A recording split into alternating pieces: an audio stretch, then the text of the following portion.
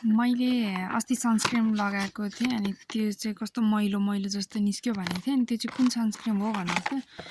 यो सनस्क्रिन हो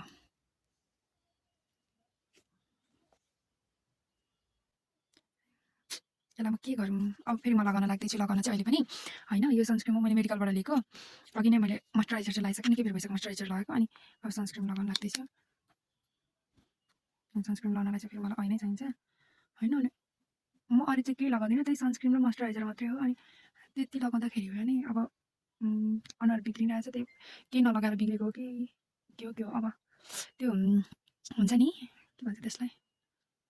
सिरमहरू त्यस्तो त्यस्तोहरू चाहिँ मैले लगाएको छुइनँ अहिलेसम्म फेरि यो हेयर अइलको चाहिँ कामै छैन क्या खासै मजाले पनि अड्डिएर बस्दैन अनि सनस्क्रिन लगाएर चाहिँ अब खै कसरी लगाउनु पर्छ कहिले कहिले चाहिँ मजाले नै बस्छ कहिले कहिले चाहिँ फेरि मैलो जस्तो सर्लक सर्लक यति धेरै निस्किन्छ क्या अनि त्यो बेलामा चाहिँ मलाई फेरि एकदमै पिर पर्छ अब महँगो हालेर ल्याएपछि अनि नफाप्दाखेरि त अलिकति टेन्सनै हुन्छ नि त होइन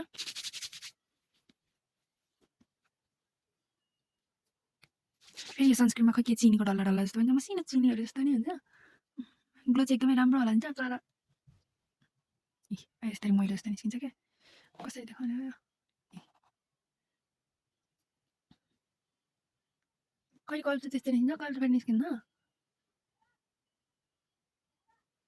होइन के हो अब यस्तो भए पनि लगाउनै पर्यो भनेर मैले चाहिँ लगाइरहेको छु लगाउन चाहिँ तर अब यस्तो निस्किन्छ क्या अब यी मैलोहरू जस्तो